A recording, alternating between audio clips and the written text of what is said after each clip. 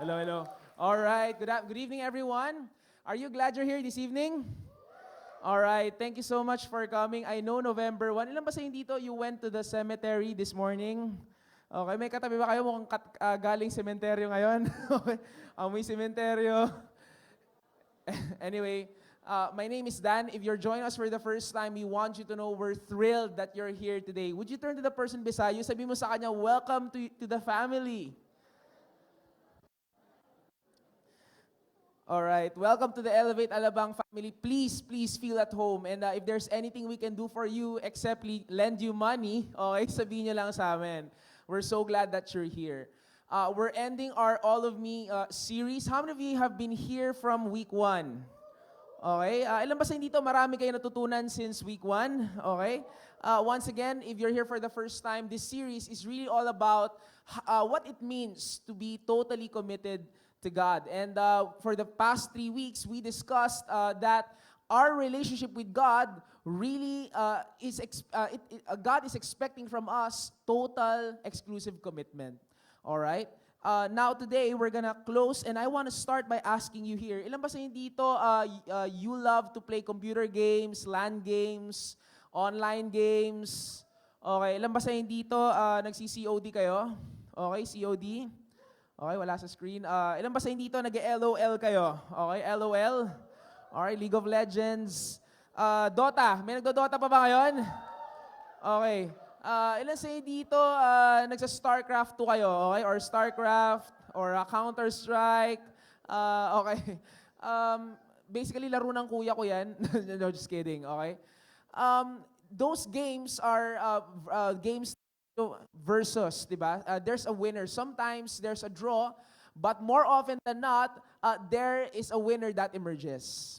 And I said all those things because I just wanted to tell you that there is a war going on in our hearts. Sabi mo, katabi mo, there's a war in your heart.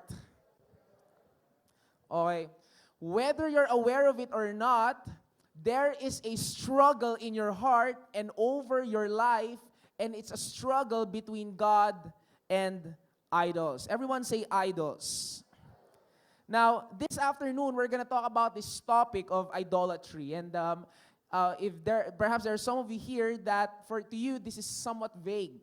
But you know, I submit to you that this is a very serious issue and this is a very serious topic. And many times, this is what is hindering us from experiencing deep intimacy that God wants us to have with Him. Okay? Minsan akala natin, for those of us naman who understand this, sometimes we underestimate the negative effects of idolatry in our relationship with God. Nakapanood na ba kayo ng yung mga challenge na kumakain ng cinnamon or sile sa YouTube? Okay, meron akong video that I want to show you.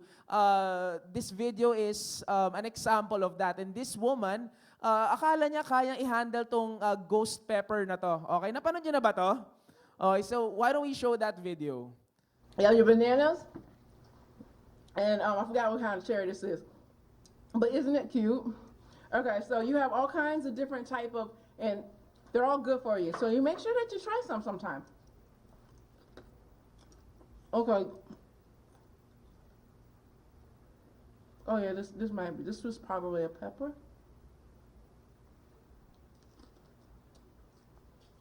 And peppers are what? Peppers are.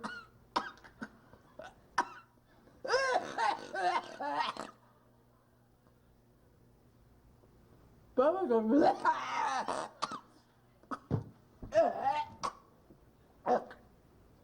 Peppers. Okay, I just. Get some water.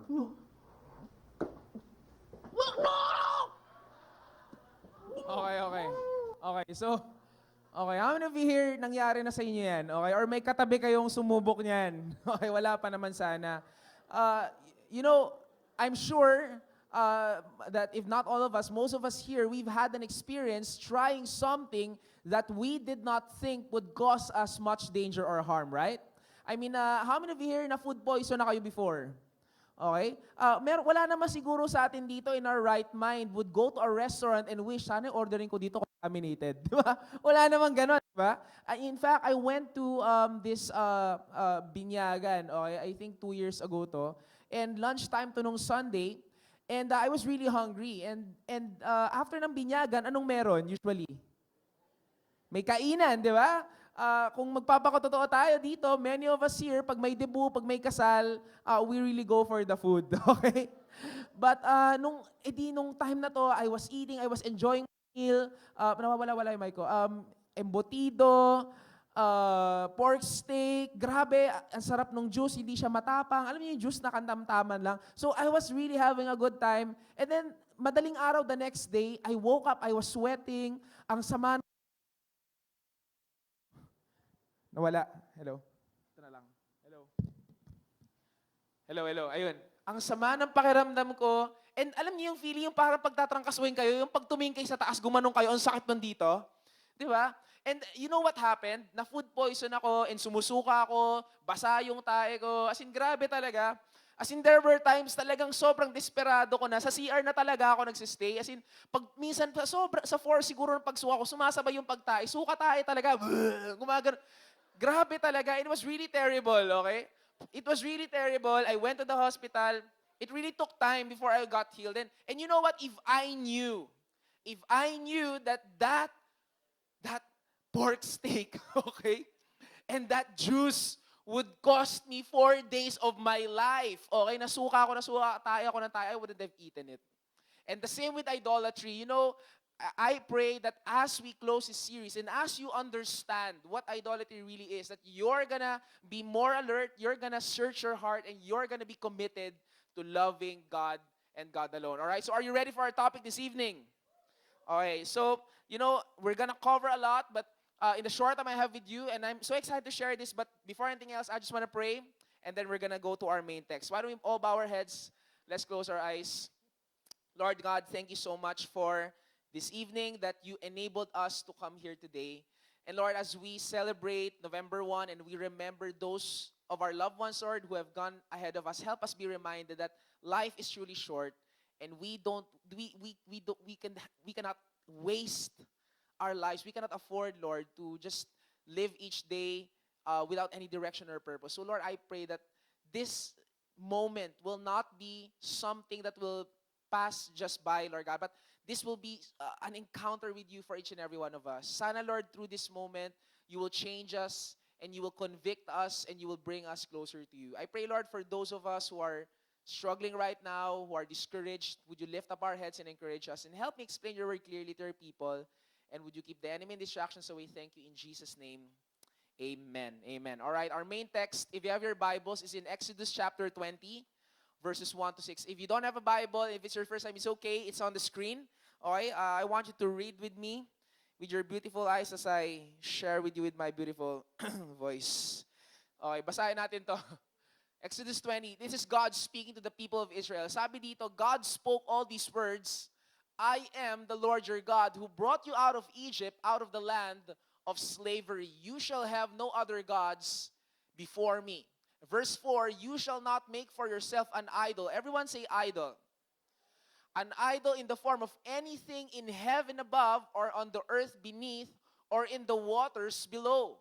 You shall not bow down to them or worship them, for I, the Lord your God, am a jealous God. Everyone say jealous God.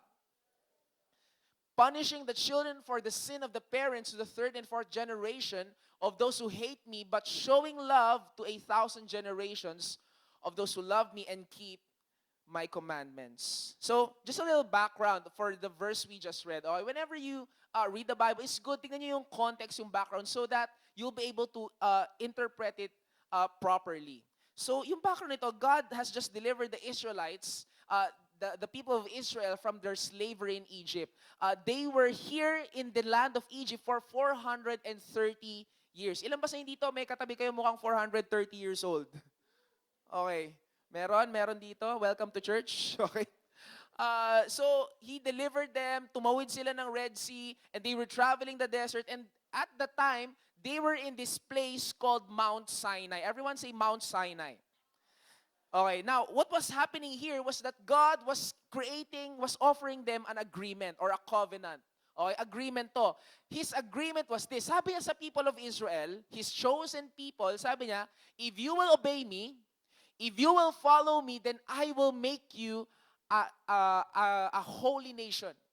You will be the chosen people you're called to be. In other words, maiiba kayo. Iba ka. Kakaibang nation kayo that all the other nations around you will see the difference and hopefully they will come to know me through you. Nagagets niyo ba ako? So God was preparing them for this. And the verses we just read are 2 of the 10 commandments. How many of you are familiar with the 10 commandments? Okay, so mag-ikot lang ako dito, no? Magtatanong, joke lang, kinabahan kayo, no? Okay. Okay. Ano ba yun? Thou shalt not take a bath or thou shalt not eat. You know, it's interesting. We live in a very religious, quote-unquote, society. But it's interesting that in spite of that, many people are not even familiar with the 10 Commandments. But that's not the point. But the 10 Commandments, and you see, guys, these 10 Commandments were supposed to be the guidelines. Everyone say guidelines. The guidelines that the people of Israel would follow so that by the way they live, they would be a set-apart nation. They would be a holy, a model nation. Nagigets nyo ba ako? So that's what's happening when God was giving them these verses. Sinasabi niya, alam nyo guys, ito yung susundin nyo, guys. And as you follow this, your life will be so different. You're gonna be the model nation, the chosen, the special nation. Okay? That through you, all the nations around you will know me. Okay, so yun yung nangyari dito. And you know, you see, from the verses we read, we're gonna see number 1, what's idolatry. And why is it so bad? And from this also, we're gonna see a few reasons why we should not commit idolatry. So are you ready? Okay, sana na-gets nyo yun, ha? I hope. Sorry. Anyway, verse 1. The Bible says this. God spoke all these words, sabi ni God, I am the Lord your God who brought you out of Egypt, out of the land of slavery. You shall have no other gods before me. Now, ilan ba sa inyo dito, you know Kobe Bryant, okay? May mga Lakers fans ba dito? Okay, now, I'm not Spurs fan ako, okay? So, pero Kobe Bryant, he came here to the Philippines. Sobrang galing nito, okay? Nakapanood na ba yung NBA game na naglaro si Kobe Bryant? Okay? Siguro, si Kobe Bryant, kung kalaban niya yung mga Laguna Lakers, Batangas Blades, talagang kahit mag-isa lang siya talo. Okay? Sobrang lupit talaga nito ni Kobe Bryant. Now, can you just imagine, even if he's up to the best teams, okay, in the NBA, sobrang lupit pa rin niya. He's outshining some of the guards, some of the point guards. But can you just imagine, what if Kobe Bryant would have a basketball game, okay, against 10 mannequins? Do you know what a mannequin is? Okay, may katabi ba kayo mukhang mannequin ngayon? Okay? A mannequin, kung di nyo alam kung ano yung mannequin, okay, yun yung nasa mall na may damit. Okay? Yun yung nasa window ng ano, so dead, lifeless. Now, how many of you here, you know that he's gonna have an easy win? GG na to. Diba? RM na to. Diba? Wala na to. Wala na to. Kasi patay eh. Diba? Mannequins are lifeless. They're lifeless. Now, I say this because when God brought the Israelites out of Egypt, He did something similar to what Kobe Bryant will do. Okay? He went up against their idols, their so-called gods. All right? Ilan ba sa inyo dito you've heard about the 10 plagues that God sent to Egypt? Narinig niyo na ba to? Yung blood, naging blood yung Nile, yung frogs, locusts, hailstones. Narinig niyo na ba to? Now, listen to me. These 10 plagues, if you study them, they have a corresponding Egyptian god or idol. For example, they have a god that looks like a frog. May katabi ba kayo dito? Hindi, joke lang, okay? Looks like a frog. Sorry. Okay?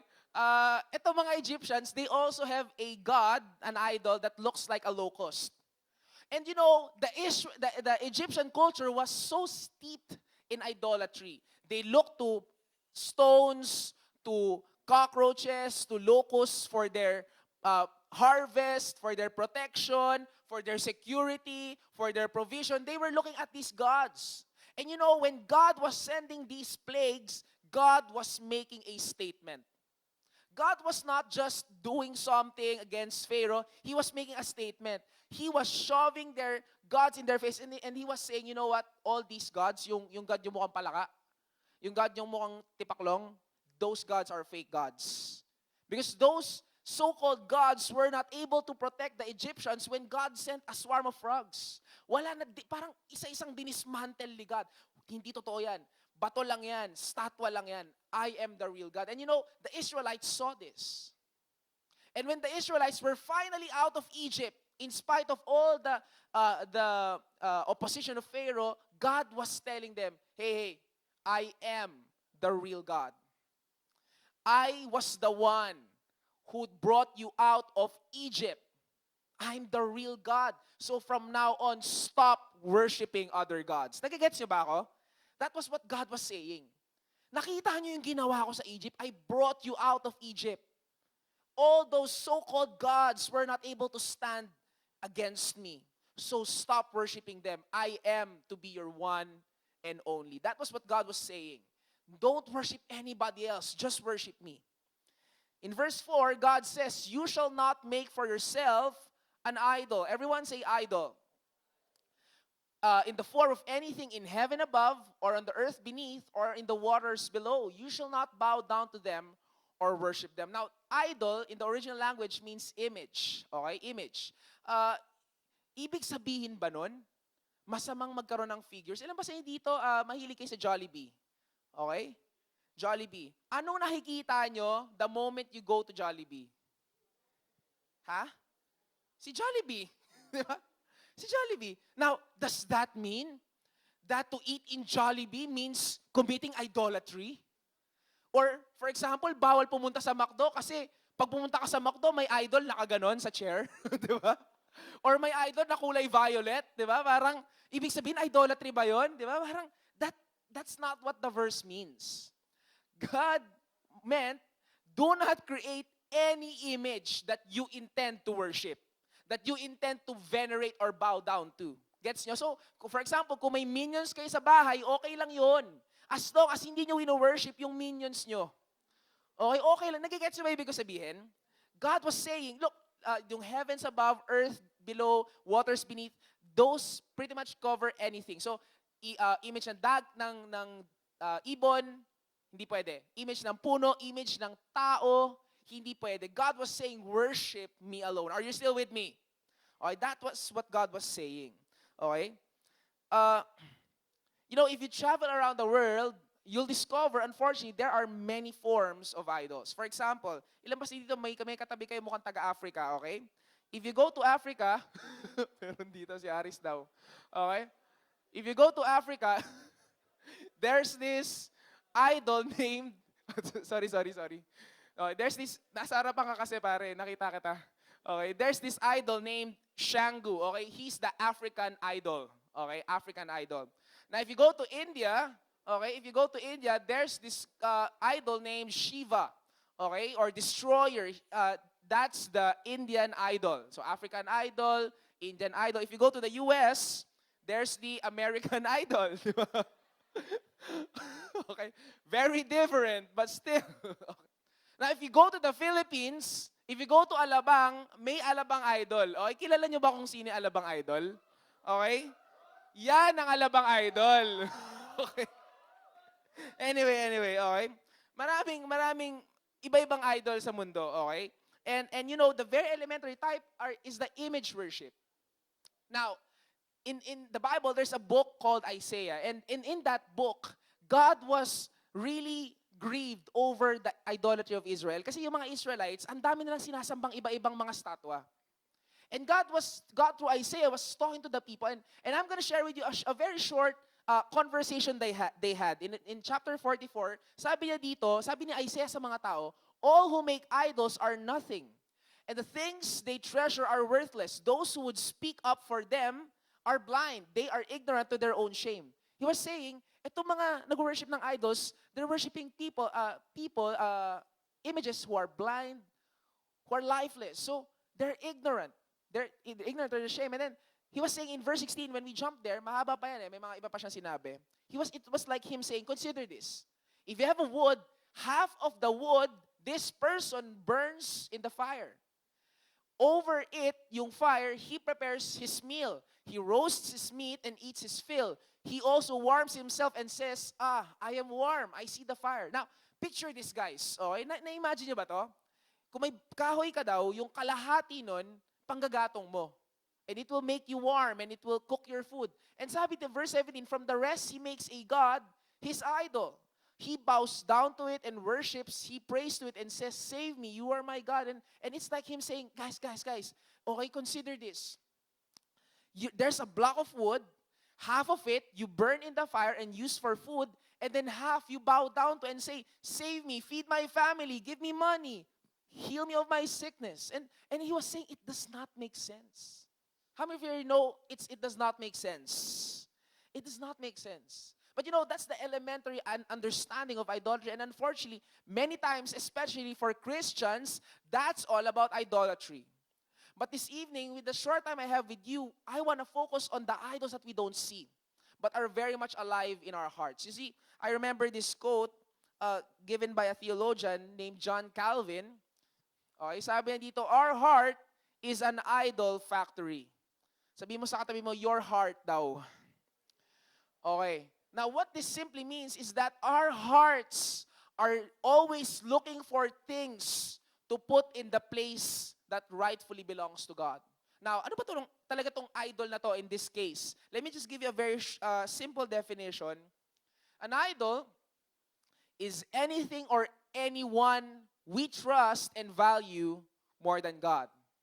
An idol is anything or anyone we trust and value more than God. If there's anything or anyone we're trusting and loving and valuing more than God, then that's an idol. Whatever you need, if you need money, for example, and you're looking to someone or something other than God to provide that need, then the truth is God is not your God. You have an idol.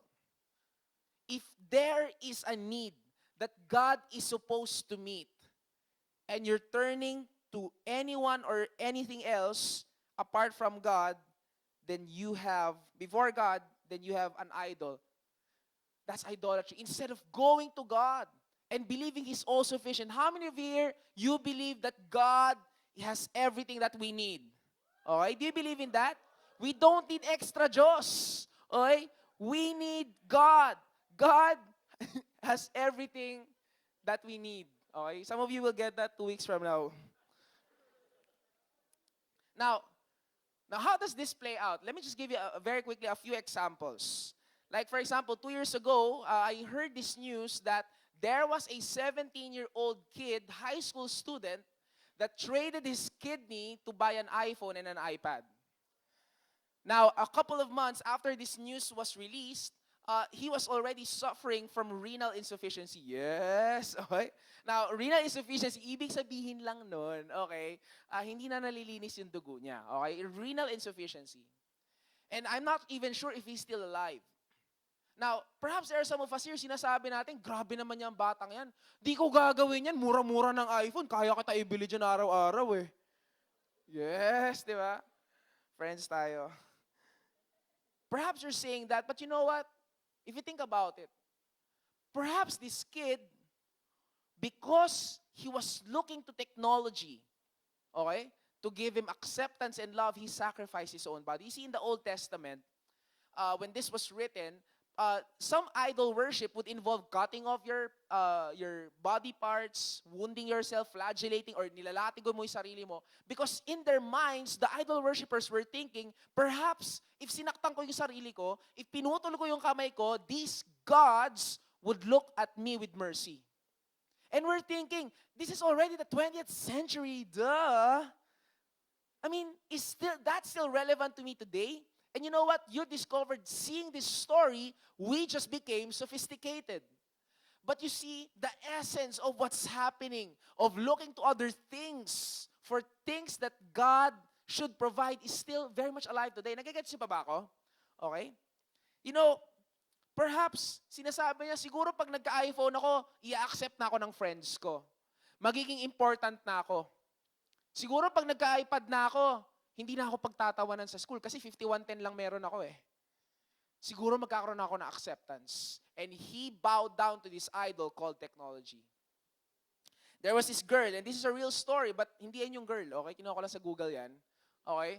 There was this girl who attended a worship service like this. Sorry. And you know what happened was the pastor was talking about sexual purity. And this girl got convicted because apparently she was sleeping with her boyfriend and they were not yet married. And the conviction, so after the service, she approached the pastor and said, Pastor, I want you to pray for me and for my boyfriend that we're going to get married. And so we're going to end this sin and we're going to be right with God. And the pastor said, yes, I'll pray for you. But I need you to know something. The issue is not really that you're not married, although it's wrong. You only can have sex with someone you're married to, but the root issue, the main issue is your idolatry.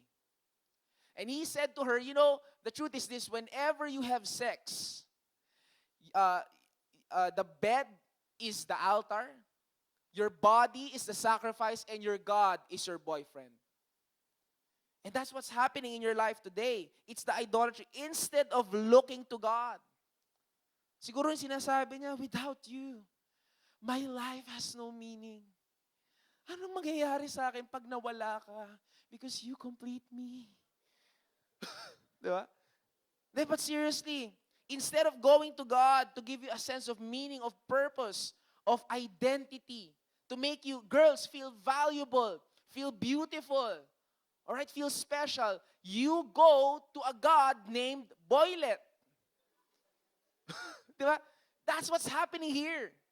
And because the guy named, this God named Boylet wants you to sacrifice your purity, your body, just to please Him, because in your mind, He's your provider of your identity and security, you would sacrifice yourself, your body, and your relationship with God. Even if you're not having sex, even if your relationship is quote-unquote pure, if God is telling you, let go mo na yung guy na yan, let go mo na yung girl na yan, trust me, mag-wait ka. Pagkatiwalaan mo ko, He's not the best for you. Eh sinasabi mo, Lord, hindi mo kasi naiintindihan, Lord eh. Lord, hindi mo kasi siya kilala, God. Sobrang pogi niya. Hunk na hunk. Grabe, Lord. Tingnan niyo naman. Di ba? Sinasabi na ni God sa'yo, trust me. Okay, magtiwala ka sa akin, Lord. Grabing galing magbasag ng itlog. One hand lang. Oh my! Di ba sinasabi ni God sa'yo yun? O kaya natatakot ka pag... Grabe kayo. Mga girls dito, kung hugot kayo ha. Sinasabi mo, Lord, paano to? Pag nilet go ko siya, baka tumandang lola ako. Wala akong asawa. Ano na mangyayari sa akin? And God is telling you, trust me. And you know what? If there is a struggle between God and that boylet or that girlaloo, all right? If there's a struggle and you choose the girl or the guy over God, then let me tell you something, that person has become an idol to you. That person has become an idol to you. Iba dito, parang gusto nang lumubog sa floor eh. Okay. Although nagmamalinis dito syempre na-experience ko rin itong mga struggles na to. Okay, for some students, their idol, okay, is their grades and their studies. Eh, iba sa inyo dito sinasabi, sabi ko na nga ba, masama yan eh. Sabi ko na nga ba, idol yan eh. Okay, I'm not guilty. Okay, hindi nga ako pumapasok sa klase. I'll tell my mom about this. Sabi ko na nga ba eh, okay? Okay? Now, that's not what I'm talking about. That's not what I'm talking about. You see, but what I'm saying is that if your studies take the place of God, then that becomes an idol. If it becomes the most valuable thing to you. How do we know? You're willing to sacrifice your body. You're willing to stay awake for 48 hours. You're willing to sacrifice everything. You're willing to invest your money for that leakage. You're willing to sacrifice going to the youth service. You're sacrificing your prayer time, your Bible reading. Lord, di na muna ako magka-quiet time. Busy kasi ako eh. Lord, saka na ako babasa ng Bible. Dami kasing studies.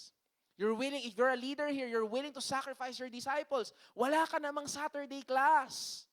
Wala ka namang NSTB. But you see, the thing is this. The point is, if you're saying, I need to invest more time in studying because if I have more grades, then my future will be secure. If I have high grades, then my future family will be secure. My salvation comes from these grades. my grades is my security. But how many of you here know that our security and our future does not rest in our grades? Thank you, Jesus. It doesn't rest in our grades. Our security rests in God because God is the source. Amen? God is the source. Now, I'm not telling you to quit your studies, but what I'm saying is this. Your role is to do your best in your academics to honor God. But when there is an option, grades or God, you have to choose God. You should not allow your studies to be your source of security. You should not allow your studies to go to the point of compromising your relationship with God. Guys, you just need to do your best. But you need to put God as the source of your security and your identity. Amen?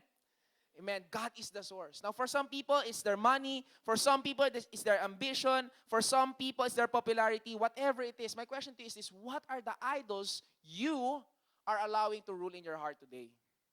What are the idols in your heart? You know what? There's something I need you to know. Idols promise everything, but in reality, they deliver nothing. Parang naloko. Meron ba sa inyo dito, may katabi kayo, palagi naloloko? Palagi nauuto? Okay, palagi ka na lang naloloko. You know what? Idols promise everything but deliver nothing. The point is this: God should be our one and only. And we, in turn, should be idol-free. Can you say this with me? God should be our one and only, and we should be idol-free. Now, with the remainder of our time, I'm going to give you very quickly lang 3 important reasons based also on these verses why we should be careful not to commit idolatry. First one is this: idolatry breaks the heart of God. Idolatry breaks the heart of God. Ilan ba sa inyo dito, honestly, okay? You don't need to raise your hands, na break na yung heart nyo, okay? Just raise your eyebrows. Gumano na lang kayo para makita ko. Okay? Okay? Na break na yung heart nyo. Yung iba sa inyo, parang hindi na break yung heart ko, tinanggal. Okay? Now, you see, this is what the Bible says. Sabi dito, you shall not, God says, make for yourselves an idol in the form of anything in heaven above, or on the earth beneath, or in the waters below. You shall not bow down to them or worship them, for I, the Lord your God, am a jealous God. Now, the word jealous is really abused and misused in our dating culture. All right? When we hear the word jealous, ang iniisip natin negative agad. Parang this is a self-absorbed, self-centered, controlling person. Yung tipong pag nakita yung class picture mo, ba't may mga kasama ka? Classmates ko yan, palipatin mo sila. Di ba? Yung ganon, sobrang controlling. Sobrang seloso, grabe, sobrang jealous. But, this was written originally in Hebrew. And if you look at that word jealous, it is a word that can only be attributed to God. The word jealous there means it's what God feels when there is a rival that threatens to make you depart from Him. Are you with me?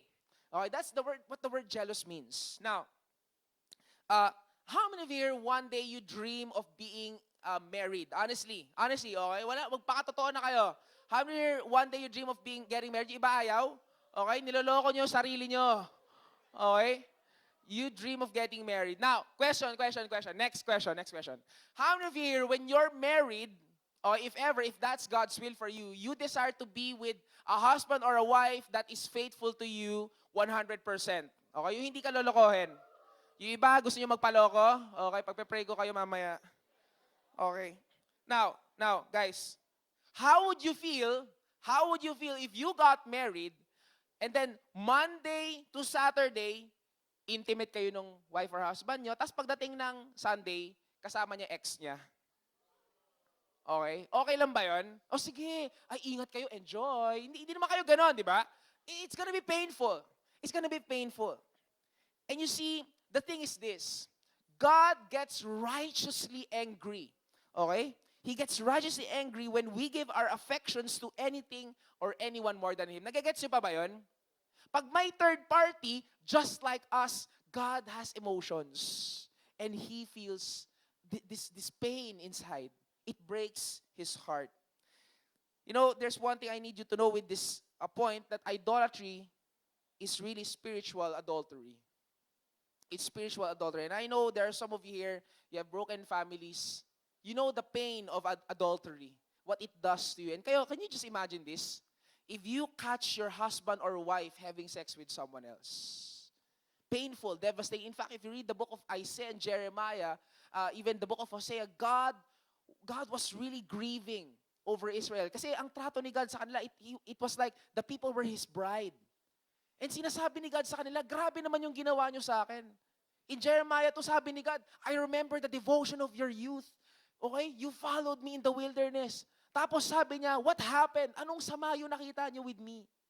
That in the high places, their idol temples, that you laid down as a prostitute there. Because to God, it was like spiritual adultery. Nagigets niyo ba ako? It breaks God's heart.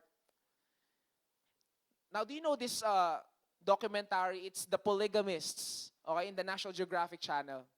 Now, the Polygamists are a group of Mormons in this town called the Centennial Park in the USA. And to them, they can marry as many as they wanted. And there was this, yung lalaki yan, yung tatlong yan, hindi niya mga lola at tita yan. Okay? Asawa niya lahat yan.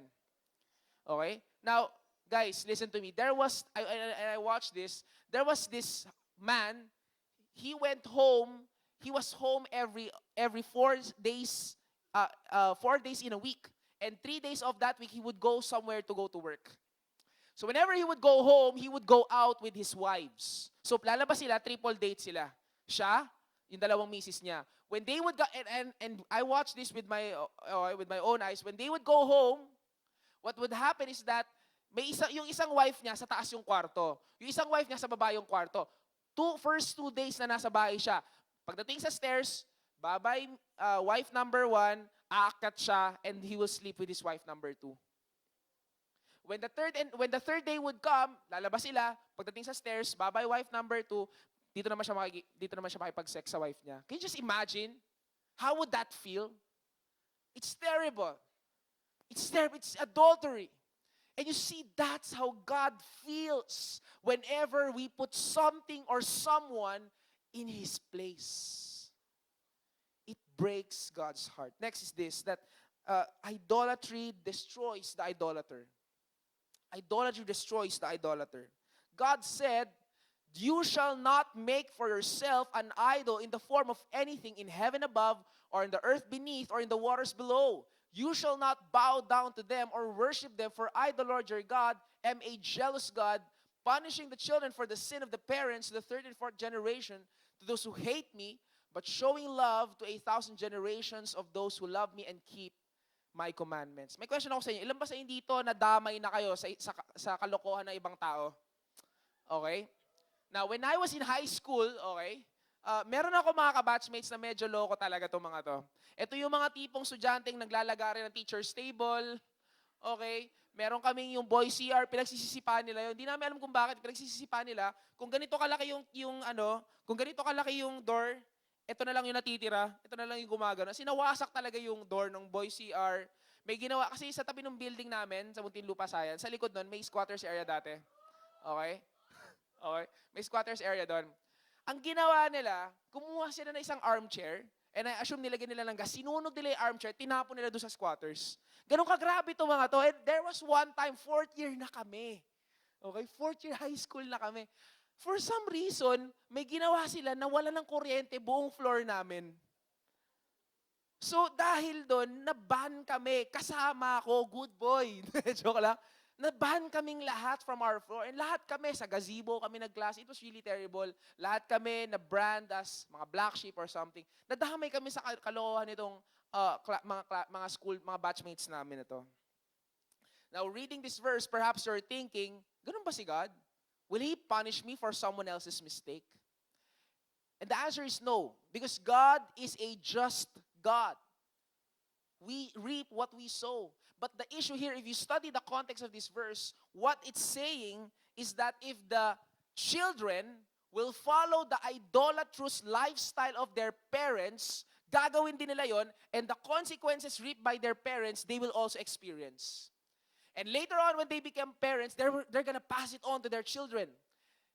And if it doesn't stop, if no one turns to God, the same consequences and destruction will be reaped by this generation. And the next generation, and the next generation. Nagigets nyo ba? That's the issue. For example, if there's a group of parents whose idol is sexual immorality, then most likely they're going to transmit AIDS and STDs, and there's going to be ruined marriages and ruined families, broken families. Now, can you just imagine this? If they live that kind of lifestyle and their children do the same thing, don't you think that their children will experience the same things? It's very likely, right? And even the next generation, that's what God is saying. Because you see, there is a consequence for idolatry. The reason why God tells us, you shall not make any idols, is because He knows it's gonna destroy us instead of building us up. Nagigets niyo ba ako? Idolatry destroys idolatry. And you know, it's gonna be passed on from generation to generation. It's really terrible. Now, before we close, we're ending, we invited someone to share her story with us. Now, this girl is one of our leaders. Matagal ko nang kasama to, student pa lang siya. Ngayon, may mga apo na siya. Joke lang. She's the leader of those who make our posters. Okay? One of the leaders in our media ministry. And she's gonna share with us how this issue of idolatry almost ruined her life.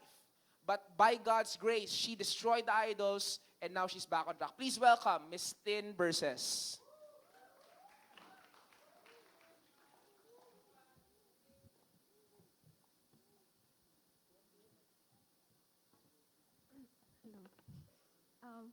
I was 13 when I accepted Jesus as my Lord and Savior.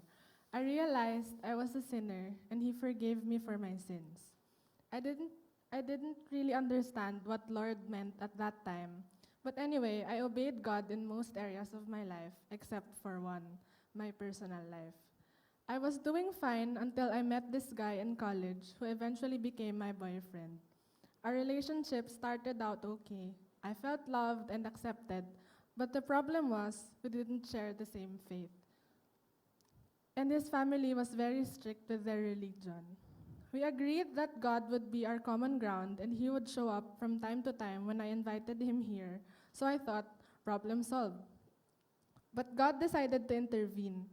I was receiving all the love, attention, and affection that I longed for, and the relationship became my source of security and comfort. He became an idol in my life. God revealed that to me, and He was asking me to let go of this guy. Of course, I did not want to. I already gave you the other areas of my life, and now you want this too? Isn't that selfish? I told God. That first step of major disobedience and disrespect towards God led me to a downward spiral. I grew bitter, stopped praying and reading the Bible because it seemed like all God had to say was let go. I eventually stopped attending J-Zone, which is now known as Elevate. And the more my boyfriend and I became stronger, the more he became an idol, and the weaker my spiritual life became. But God had no plans of letting me go. My sister invited me back here, and that was when God reawakened my fire for Him. I became active again and decided to join a ministry, but I was still not ready to give up my relationship. I thought I'd stop there, but God had better things in mind. My first step of surrendering eventually led to more surrendering. Little did I know, God was already doing something big in me. Being in a ministry made me sensitive about my convictions. I felt bad for living a double life, and my stagnant Christian life constantly broke my heart, and I desperately asked God for help. It was during Encounter Fest 2013 summer camp when I was reminded of how much God loves me and only wants the best for me. I finally understood that it's impossible for us to call God our Lord and only surrender to Him partially. He asks us to surrender to Him completely, not because He's selfish, but because He knows the best and He only wants us to experience His best completely. Indeed, if God is not Lord of all, then He is not Lord at all. I decided to fully surrender my life to Him, and He responded very fast. Right after I came home from camp, I had a confrontation with my boyfriend's family. They outrightly asked me to give up my faith and join them with theirs. I had to choose between God and the guy I quote-unquote loved. I knew that it will be extremely painful, but I could never give up my faith for anything, so I chose God. I was broken, I got depressed, but God healed me. What's even more amazing is that I didn't realize that God was already planning on using everything I've learned about Him and surrendering to Him as tools that will equip me to be a D group leader later on. If I'd be given the chance to redo my life, I still wouldn't trade this for the world. I now live by what Colossians 1:16 says, "For in Him all things were created, things in heaven and on earth, visible and invisible, whether thrones or powers or rulers or authorities, all things have been created through Him and for Him." I am not perfect. There are still days when I stumble and try to take control of my life again. But God faithfully reminds me of everything I've learned. My name is Tin Berses, and everything that I am is God's. My love life, my heart, and my emotions, I am proud to say that they are all His. Thank you.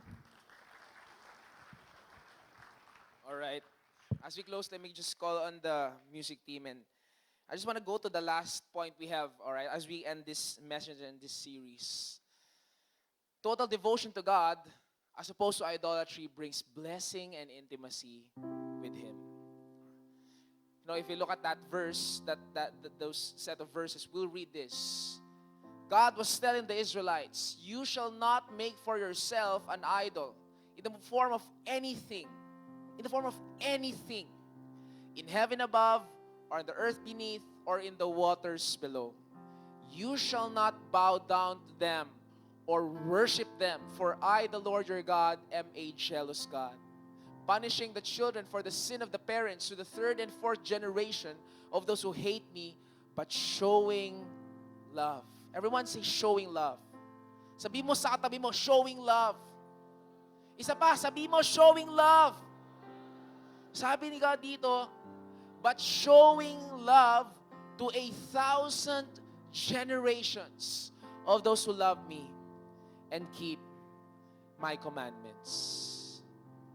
If you've ever been with a quarrel with your parents, you will know that in spite of your sonship or your being a child of them not being taken away, your fellowship with them is taken away. Hindi ka makahingi ng allowance, hindi mo sila matanong pag may kailangan kang gawing desisyon. Pag hindi kayo okay ng parents mo, hindi ka open sa kanila, hindi ka maka-request na sunduin kanila, lahat.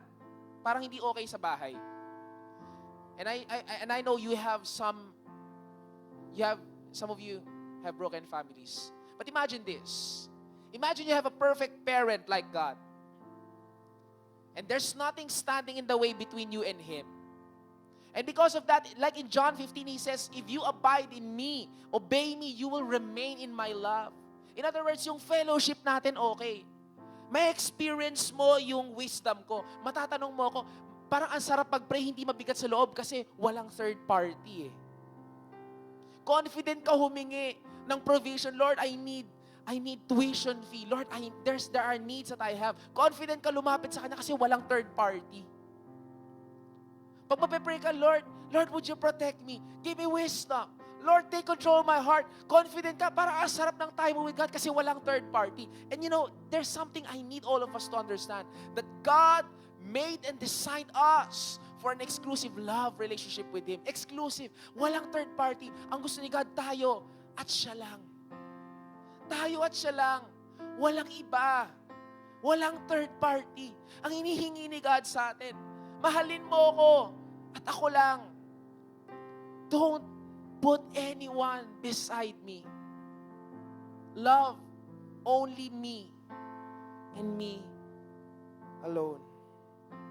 God should be our one and only, and we should be idol-free.